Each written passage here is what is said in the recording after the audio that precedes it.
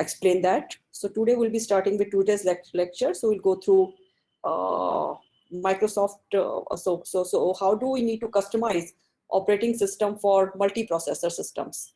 So we have talked about uniprocessors. So how do we go about making changes? What are the challenges when we go for a multiprocessor system?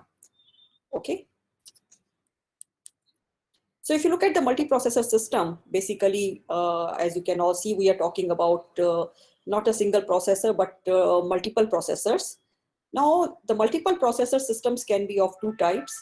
One is that all the processors are in quite close proximity. They are tightly coupled, and either they can be on the single chip or they can be, very closely. The hardware of the processors could be in very close proximity. Or it could be a distributed system in which the processors might be separated by geographically, they might be geographically distant, so they might not be in the close proximity.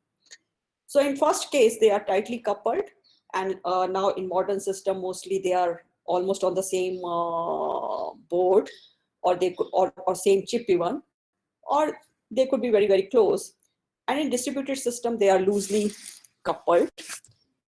And so when we talk about processors on the same chip, we actually use the term multiprocessor or multi-core systems.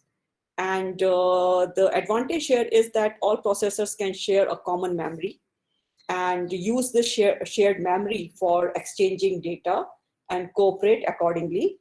And synchronization mechanisms could be your semaphores, mutexes, and if you are going for high-level language construct, who we did not discuss, but I think I set it as an assignment, we can use monitors. Sorry, I think multi-computer system, this shouldn't have been here. This should have been, this is not here, okay. I think I typed it 2 times. And if you talk about multi-computer system, the processors are not on the same unit, but they are quite close to each other. And each node has his own memory. There is no shared memory. So the only way the processors can interact is by exchanging messages. And generally, all the nodes are running the same operating system. They share a single file system, and they are under a kind of common administration. In distributed systems, the nodes are, as I said, geographically, they are at a distance, and each node has his own memory. There cannot be any shared memory, and only way is exchanging the messages. The processor may not be running the same OS. They may have different OS, and each processor can have its own file system. So naturally, when the data is being exchanged, somewhere there should be a provision, there should be a service, or there should be an operating system utility, or there should be some inbuilt operating system capability to ensure that the data is transferred from one file system to another file system. And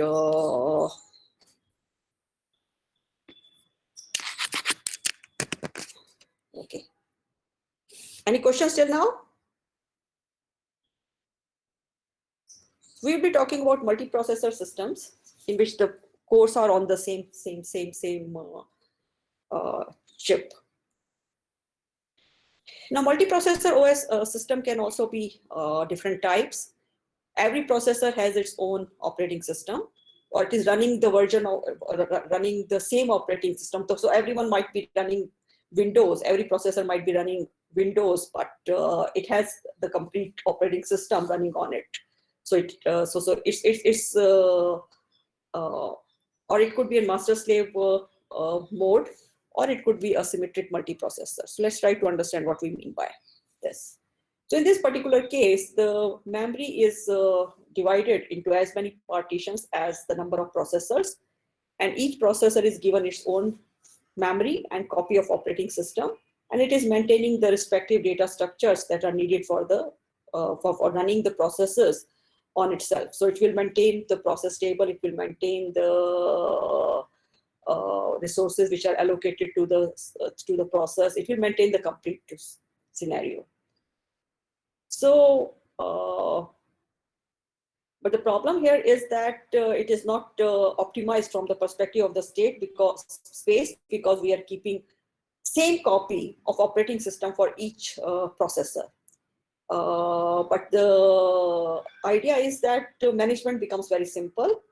So if there is a system call originating in one operating system, so the respective processor which was running that operating system will be responsible for handling that system call and making the appropriate changes in the data structure. So for example, if there is a system call to allocate a disk block to a process which is running on the processor number 3. So processor number 3 will ensure that disk block is allocated, and it will actually change the data structure accordingly. And each processor will have its own list of processes, and there will be it will be scheduling these processes accordingly. So there is no sharing of the processes across the processors. So each processor is running as an independent uniprocessor.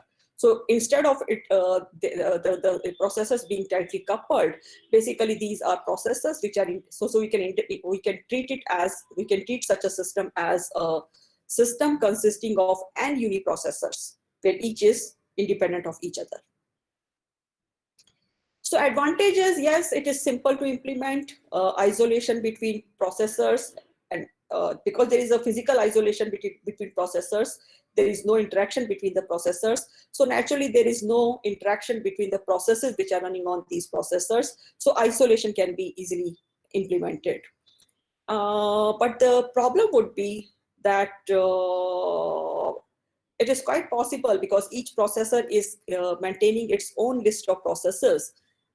Then some of the processors may be very heavily loaded, whereas some processors may be idle. So there is no load balancing. Also, that memory which is allocated to one processor maybe just not is not being used, whereas the other processor is faulting too much on the pages because it requires it is handling too many processes. And the problem would be the common resources which are being accessed by these processors. For example, hard disk. So if one processor is writing to the hard disk, other processor should not be able to gain access to the same disk block. Otherwise, inconsistent result may be there. So one way to speed up the disk access could be to create independent disk cache. So every processor has its own disk cache.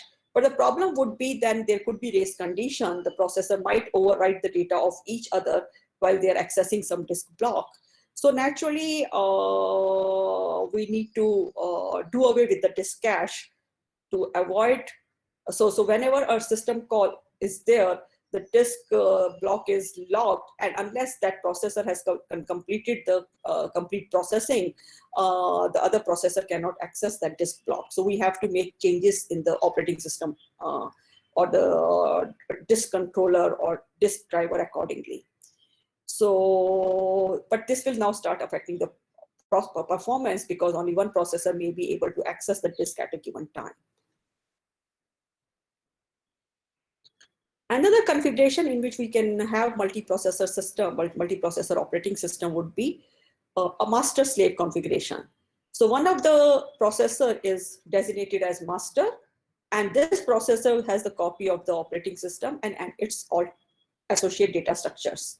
For example, process table. It could also have the resources which are allocated to the processors, free space table, etc., etc. So this processor is a master processor, and it is actually responsible for managing the state of the operating system.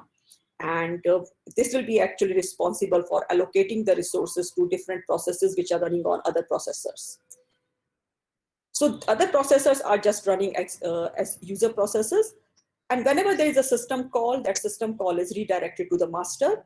And because the master is executing the system call, so the race condition among processes which are running on different processors will be resolved there.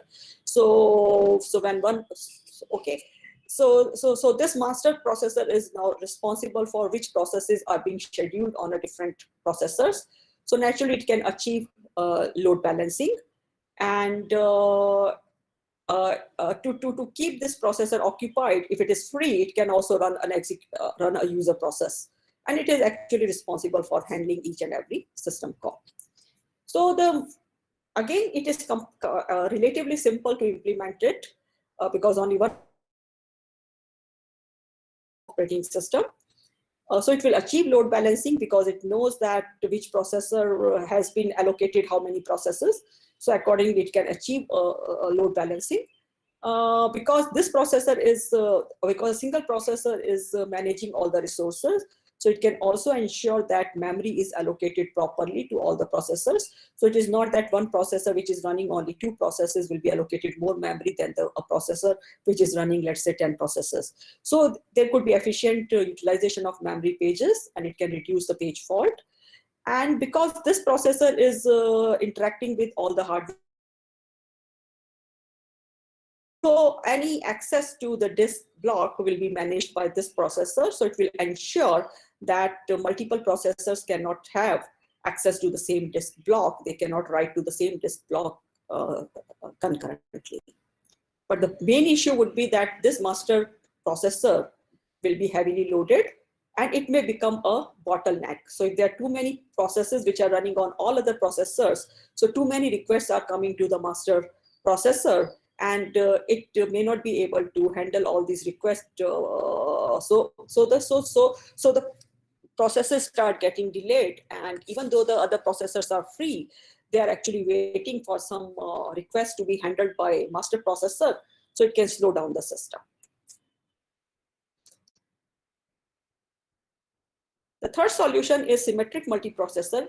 So what we mean by symmetric, so as far as operating system is concerned, all processors are are behaving in the same manner. So every processor has a copy of the operating system. Sorry. Operating system is in the main memory. So the code of operating system is in the main memory, and any processor can run it. So what we mean by symmetric processors, there is a single copy of operating system, and other processors can access it as and when required. So whenever, otherwise the processors are running user processes, and so when they need to execute a system call, so they will trap to kernel to process the system call. So if there is another processor which is already executing some system call, so naturally the way the operating system is designed, it will handle one system call at a time, so other processors will have to wait. So to execute operating system code in kernel mode, a processor needs to ensure that other processors cannot access the operating system at the same time. So it will need to acquire a lock. And this particular scenario will now become the bottleneck. So when one processor is executing something in the kernel mode, all other processors need to wait. They can. Okay, so that is the scenario. So now designing an operating system will become a bottleneck. So you don't want every system call to become so let's say one processor is running one system call. So should it hold all other processors? So it will depend upon the kind of the system call the processor is running. So for example, if I hold all other processors, so for example, if one processor is asking for the disk data, so it is trying to access hard disk. If now another processor is asking something to be rendered on the screen, so should we hold it, should we not hold it? Because these are two different hardware components, and they have different controllers and maybe drivers. So maybe two different threads could handle it. Within the operating system, two different threads could handle these two system calls separately. So depending upon the system calls, when one system call is being executed, there are still other system calls which can be allowed to be handled concurrently because no race condition could arise. But now the operating system designer has to think carefully about which part of the processor would be constituting critical section. So, and which part of the processor can be run irrespective of whatever state the system is in. So challenge would be to identify critical regions. There cannot be, and also the critical section should not be too large because if one processor is running some critical section and it takes too much time, then some of the other processors may be forced to wait. So challenges would be to design the operating system, identify the critical regions, and what should be on hold when a critical region is being executed. And associated with each critical region, there would be certain operating system data structures which are being maintained. So when a critical section A is in use, then those data structures will also be on the log. Operating system designer has to actually identify very clearly.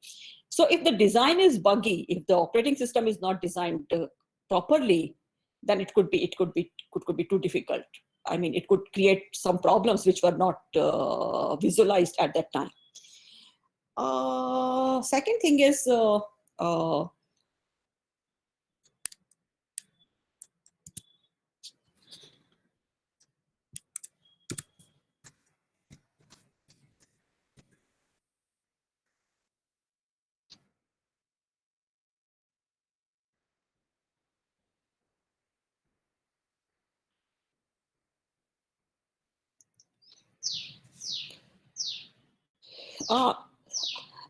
some of the operating system designers may not be able to visualize or may not be able to identify these critical sections. So whenever a system call comes, they can acquire the lock and do not allow other processes to continue. But then it will actually severely affect the performance. Okay, I'll be posing one question on the classroom, and I will let you discuss this among yourself till this point before I go for the next slide. Let me pose a question on the classwork.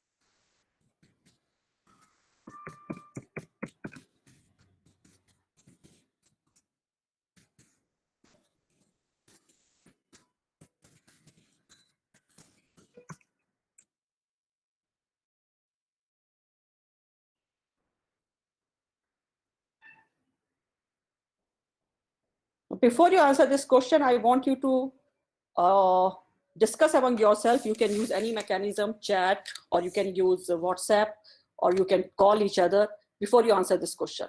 I want you to answer this question in collaborative mode, so please. So I'll take a break of 5 minutes. You can talk among yourself and then, okay? Have you understood what I'm trying to say? I want you to look at the classroom question, discuss it within yourself, and try to compose a good answer to the query that I have posed.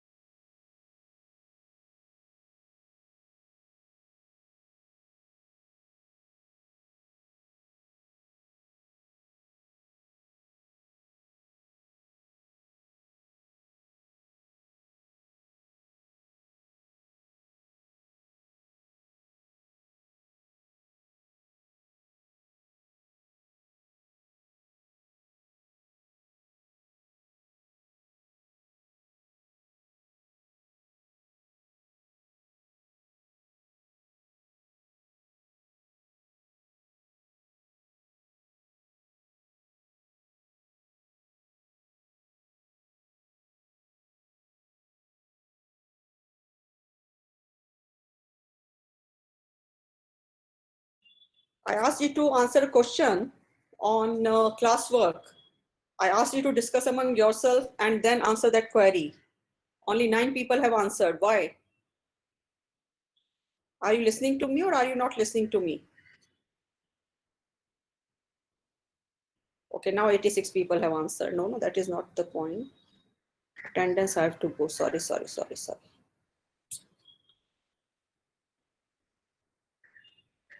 Let's go to attendance. Why do you think symmetric multiprocessor?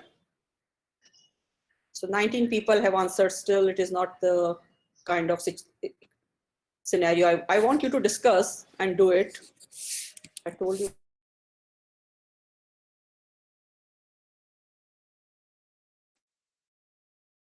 Let's go. Okay, let's look at the answers of 19 people, what they think.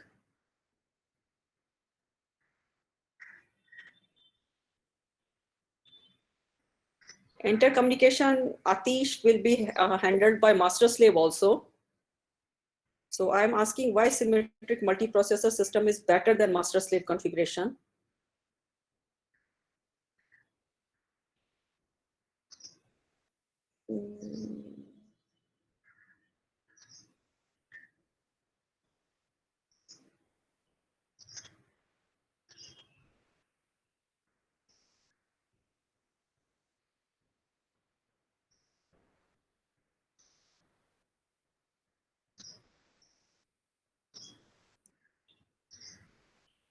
I think none of you have been able to capture the essence of the question.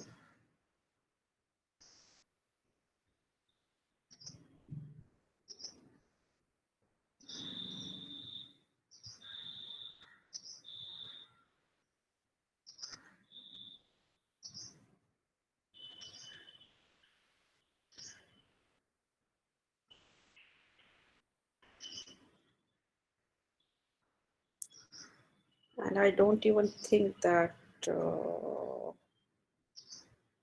you're discussing among yourself. Anyhow, so the point of the question has failed. Okay, it's okay. Okay, so let's start from here. So synchronization in multiprocessor systems. In case of uniprocessor, if we want to achieve atomicity, if you want to implement, so in case of uniprocessor, you have a hardware instruction which can be executed in atomic mode. So test and set instruction, compare and swap instruction, increment and fetch and increment instruction. These all can be executed in atomic mode. But generally, at processor level, the processor would be implementing this synchronization by disabling interrupts. So if the interrupts are disabled, then the processor cannot switch to any other task. So naturally, it will be executing that instruction, and then it will. So before it starts executing an atomic instruction, it will disable interrupt, execute the instruction, and enable interrupts. So it can be very easily done in case of a single processor system. But now, if you talk about multiprocessor systems, what we want, let's say we want to achieve atomicity. So if one processor is trying to execute some instruction, let's say it is trying to change the location of a memory variable, so then other processors should not be able to act on the old value. So they should not be allowed any access to read the variables within that time. So now naturally, if I disable interrupt, it will be disabled only for that particular processor, but other processors are still free to access that memory location. So disabling interrupt will not be having any impact in case of multiprocessor system. So we cannot achieve mutual exclusion that way. So in case of multiprocessor system also, we want something like test and set lock kind of instruction. But what are the problems there? So let's try to look at this. So let's say there is a memory location M that holds the value of the lock, which is initially set to false. Now processor 1 is reading that memory location and it executes TSL to set that this is true or not. So naturally, because the value is false, this processor will read this value as false and try to update it to true. At the same time, this processor has somehow acquired the lock, because now it can come out of the while loop and start executing the next instruction. But before M can be updated, processor P2 has read the value of M and executes TSL. And now they both will enter the critical section. Now, in this case, the problem is that memory is shared, so other processors are free to read the memory.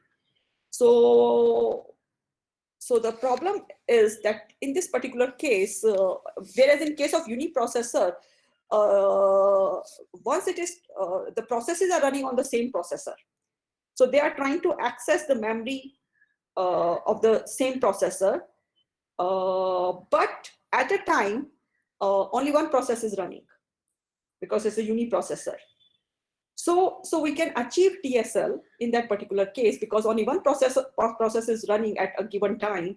So if this process becomes successful, then it will change the value of the memory location before the control goes to the second process. But in case of multiprocessor system, other processes are running on other processors. So naturally, when one processor is trying to execute TSL, the other processors are still able to access that memory location. So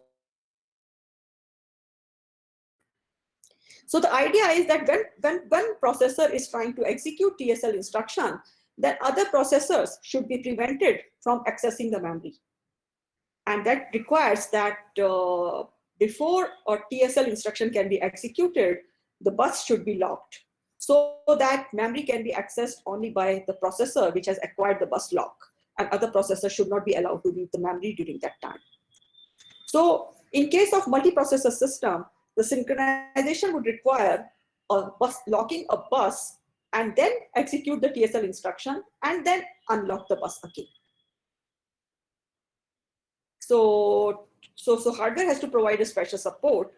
So when a processor wants to execute an instruction, a TSL instruction, it will try to send a signal through a special bus line. And if the bus is not locked, the bus will be locked. And now this processor will be allowed to execute the TSL instruction. But now what will happen now? So it creates another problem. Let's try to see what will be that. So if you remember, in case of uniprocessor system, once a process acquires a lock, all other processes which require the same lock can either go in busy waiting or they can go in spin waiting.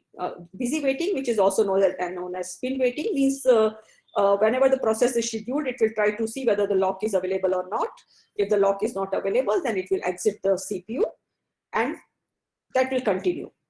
Second scenario is that the processes may be made to sleep so that they don't even require to be executed, and then they will be awakened only when the lock is released.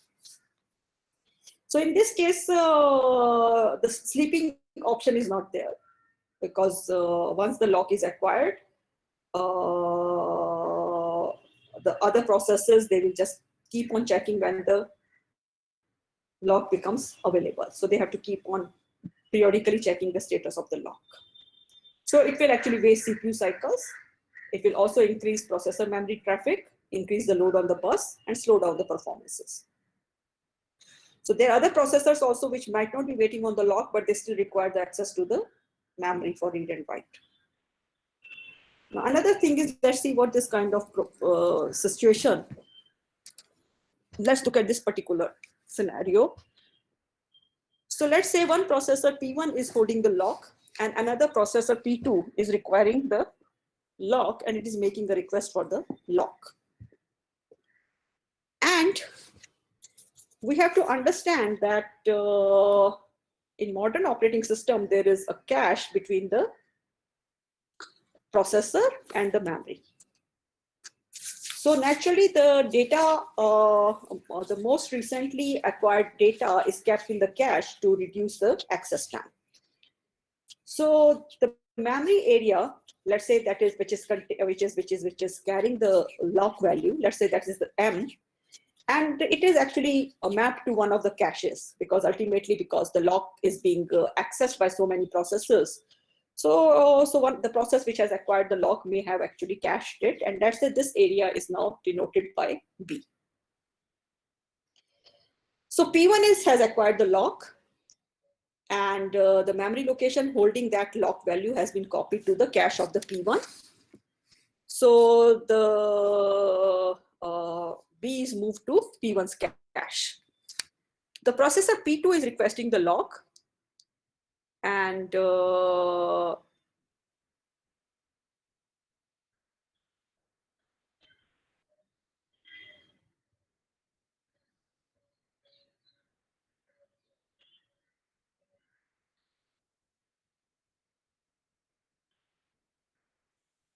okay.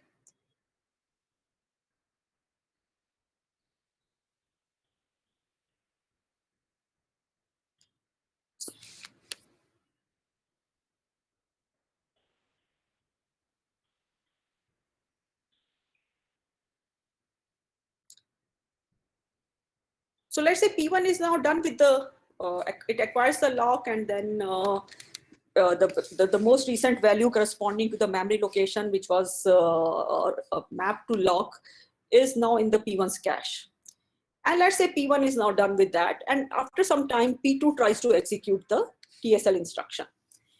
And now this TSL instruction will invalidate the block in the lock holder's cache and fetches a private exclusive copy for the requester process. Okay. And because of that TSL instruction, whatever is in the cache of the P1 has now moved to the cache of P2, and the cache of P1 has now been invalidated. So now let's say initially the lock was acquired by P1, and now let's say the P2 requested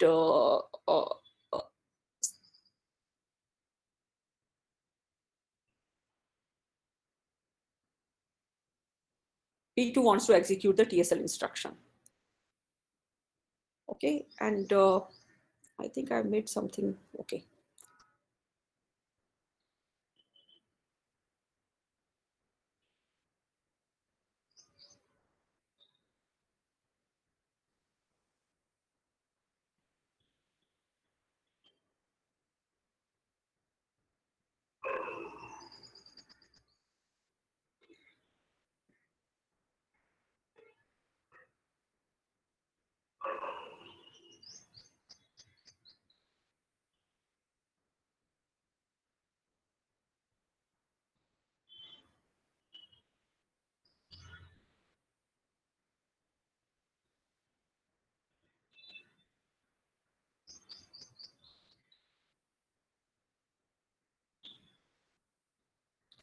Okay.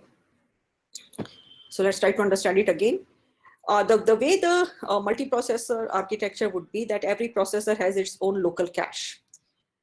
Cache will be, and there is a shared memory also. So when a processor tries to acquire a lock, then the acquiring a lock means changing the value of a certain memory location.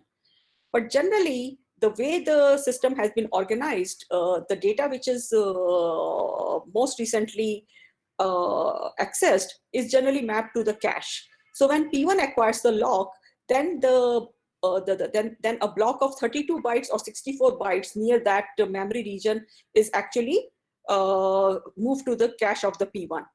So P1 now acquires the lock. Now let's come to P2. P2 is also trying to execute some TSL instruction. So it needs to read the value of the lock, whether this is true or false. But the most recent value of the lock is in the cache of the P1. So naturally, so now this value has to be moved to the P2's cache so that P2 can read this value. So naturally, the cache entries will be invalidated. So because P2 is also trying to execute a TSL instruction, so it will so the moment it tries to execute this TSL instruction, the TSL instruction will try to read the value. It needs to read the latest value. So it will ensure that a write is invoked on the P1's cache and the value is returned to the memory. And now, because other processor is using it for read or is accessing it, so entry in the P1's cache will be invalidated. But P2, it has moved to the P2's cache, but P2 cannot do anything because it has not acquired the lock. Meanwhile, P1 will require some access to the same data because of it will require some access to the data because generally the programs will observe some locality of reference. So again, the data will be moved from back to P1's cache. So P2 will be spin locking on the lock, and it will try to read the value of the lock before TSL instruction. So this block data, which contains the value of the lock, will be moved back and forth from lock holder to lock requester, and it will generate more bus traffic. So it is known as cache thrashing because processors are involved in transferring the data from cache to memory and memory to cache rather than doing some useful process work. So this is a problem which can arise in multiprocessor systems. So these are the solutions to the cache thrashing. So first is read the status of the lock before trying to execute the TSL instruction. So if the processor P2 knows that the lock is false, it will not try to execute the TSL instruction. So it will not invalidate the entry of P1's cache because P1's cache data need not be moved to main memory. Or it can go for exponential backoff, or it can use a private lock variable. So the lock requester should see if the lock is free. If so all processors spinning on lock will need read access, can have a copy of cache block in shared read only mode only. When the lock is freed, the holder will do a write and invalidating all copies in the remote cache. So what we are trying to say is that when the processors are trying to, so when the lock is first acquired by the first processor, it will change the value of the flag, value of the memory, and because it's a TSL instruction, till that point, so how it will happen? So when a TSL instruction is to be executed, a particular on a particular memory location, let's say the lock value is equal to false. So the first processor which is executing the TSL instruction will lock the bus and till the point it makes that memory location true. And then it can continue doing its work. Other processors will be allowed a read-only access to that area so that they can check whether the lock is available or not. And they can keep this particular, so naturally when the processors are trying to access that memory location, some of the processors may copy this memory location into their own cache, so that next time the process tries to check whether the lock is free or not, it will check the cache value and not the memory value. But naturally, because this value is set to true, so these processes will only spin on this lock. Now the process which has acquired the lock, when it frees the lock, it will write it back to the main memory and it will send an invalidate signal to all the processors. So they will check whether the corresponding data has been mapped to their cache or not. And if yes, then that particular cache entry cache line would be invalidated. So that way we can find a solution. So at any time, when the first time multiple processors are trying to access TSL, the system will ensure that only one of them gets to execute TSL. But once the TSL has been executed, then other processors have access to that area in read-only mode only.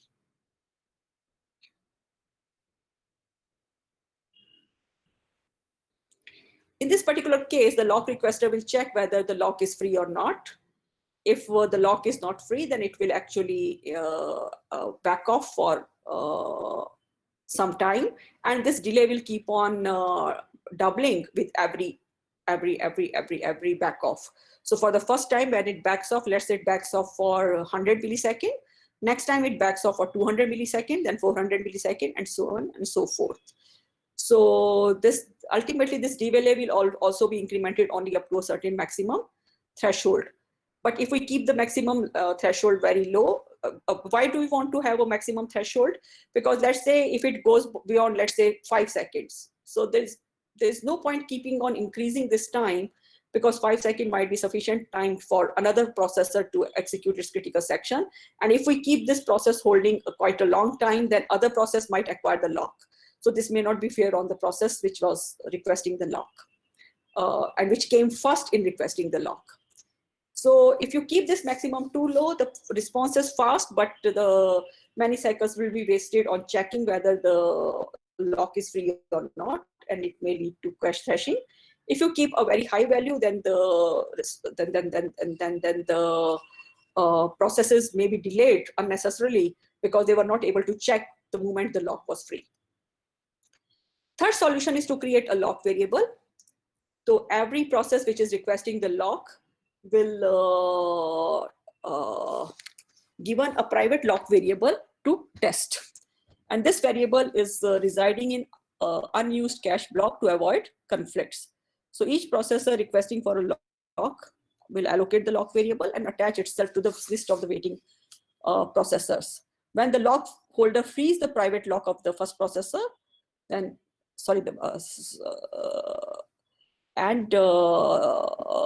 this processor will enter the critical region, and an exit will free the lock of all other processors. So basically, you are creating local locks. So there is one process which has acquired the real lock, and another processes are waiting on a kind of virtual lock. And when the real lock is free, the virtual locks are also free. This is how it is actually done.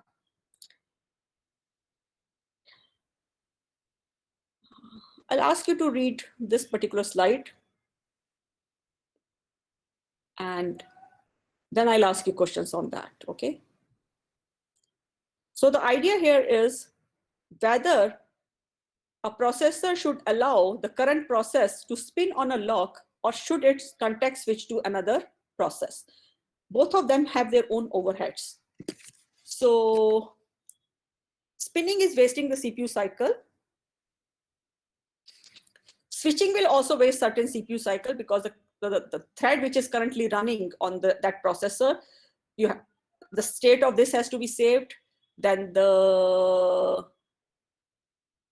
processor has to switch to other process. But before it can switch to other process, it has to actually find out which process is waiting to be scheduled next. And if this symmetric multiprocessor system is maintaining only single queue for all the processors, then each processor has to acquire the scheduler, and to acquire the scheduler in the kernel mode will require another lock on that particular process. Okay, so scheduling itself will also require a kind of lock, because scheduling is common to all the processors. So switching will also, context switching will also require certain CPU cycles, because the current thread which is running on, let's say, processor 2 has to be saved. Then processor 2 has to acquire the lock to run the scheduler, and to access the queue to find out which process to run next. Then schedule this thread and load its state and launch. So there are two things now: CPU cache and translation look-aside buffer. So now when the new process is coming, then the page table, the TLB has to be now, the old entries in the TLB has to be flushed out, and it has to be populated with the pages required for this particular thread to improve the performance. So this will also require some time.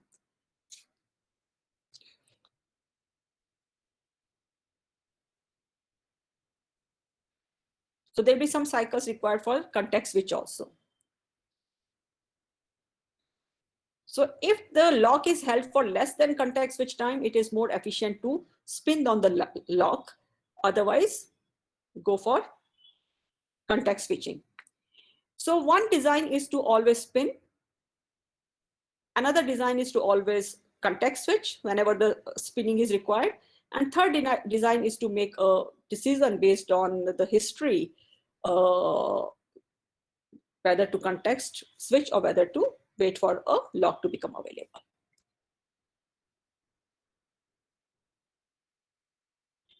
So I think I will stop at this point, and we'll start from here in the next class. What is? Yes, it will take some. I think I can cover it. This is not too much. Okay. For scheduling, one thing is that you can go for a single list. So naturally, a single list has to be maintained. So either one processor can be given the responsibility of single list. That was possible in master-slave configuration. But in symmetric multiprocessor, then each processor has to run a critical section to execute a scheduler. So naturally, this critical section will be protected by the scheduler, and only one processor will be allowed to execute it.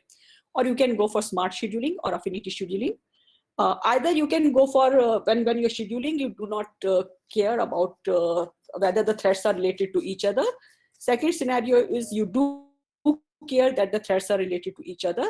And so let's look at what we mean by time sharing, space sharing, and time and space sharing in this particular case.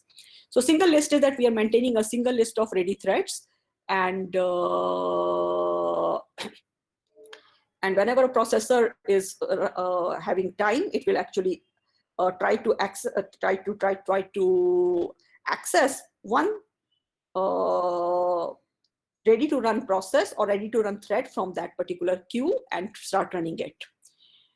So the problem is, so the advantage is that no processor can be idle, and load balancing can be achieved. But the disadvantage is that because there is a single list, then all the processors are trying to access this single list. So operating system designer has to ensure that there is no race condition when this list is accessed. So the critical section has to be designed to ensure that there is no potential race condition for scheduling data structure. But it can actually lead to a congestion or contention. Because of this contention, some processors, so only because one processor can run the scheduler at a time, other processors have to wait.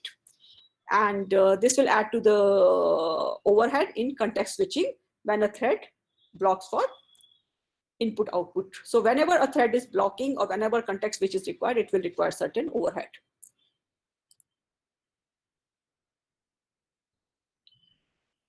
So in case of the smart scheduling, the idea is that, let's say one processor is running a process which has acquired a lock. Now the other processors, there are other threads which are running on other processors. They are waiting for the lock to be released.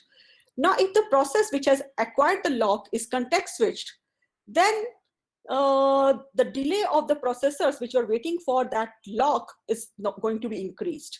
So the idea is that if a process has acquired, a process or thread has acquired a lock, then it should not be context switched till it has released the lock. So this is known as smart scheduling. So this is that processor should be aware that this process or thread has acquired lock, and there are other processes running on other processors waiting for the same lock. So this process should be given more time so that it can run the critical section and free the lock. So this is known as smart scheduling. In case of affinity scheduling, let's say if a thread is running on processor 1, and let's say this thread gets context switched. So when it gets to run again, should it be scheduled in processor 1, or can it be scheduled on any other processor?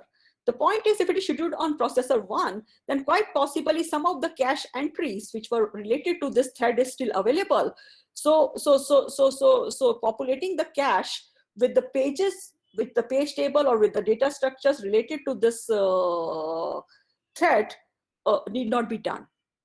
So same thing is true for the TLB, same thing is true for the cache.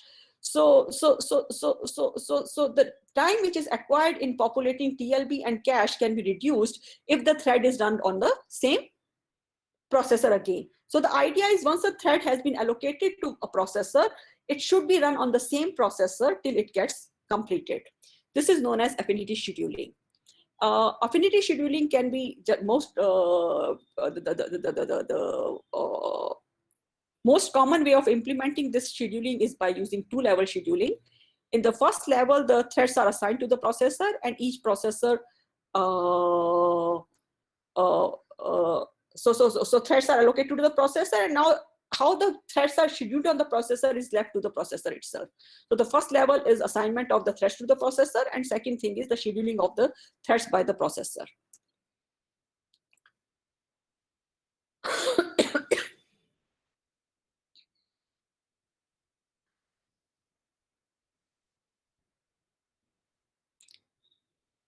Now we will come to another thing. This is known as gang scheduling. Let's say there are two processors. There are two processes. The first process is thread process A and process B. Process A is scheduled on P1 and process B is scheduled on P2. And let's say A is running two threads A1 and A2, and B is running two threads B1 and B2.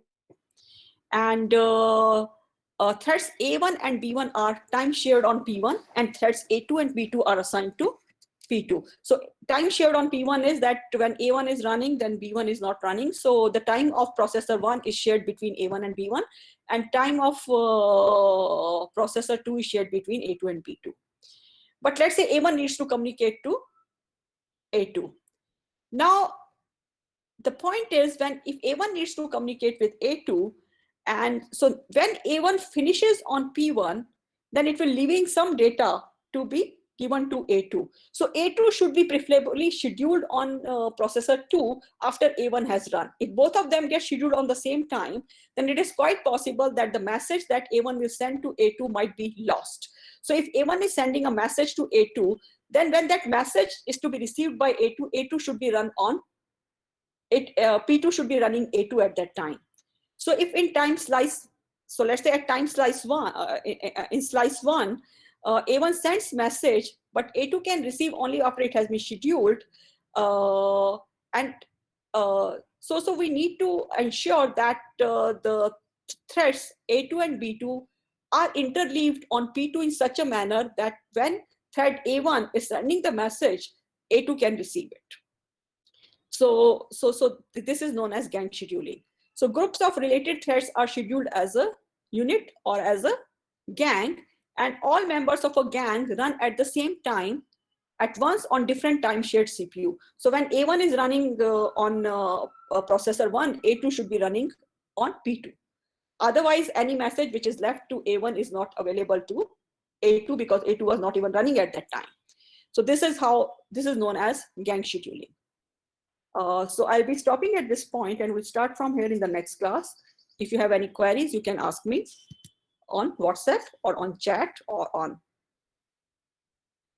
Yes. So I'll be uploading these slides so you can go through them, and we will start from here in the next class.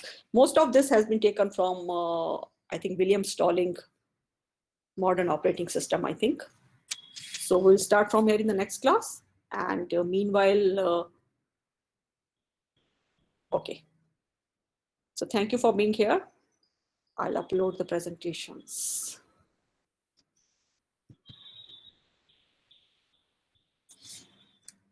What is the class number?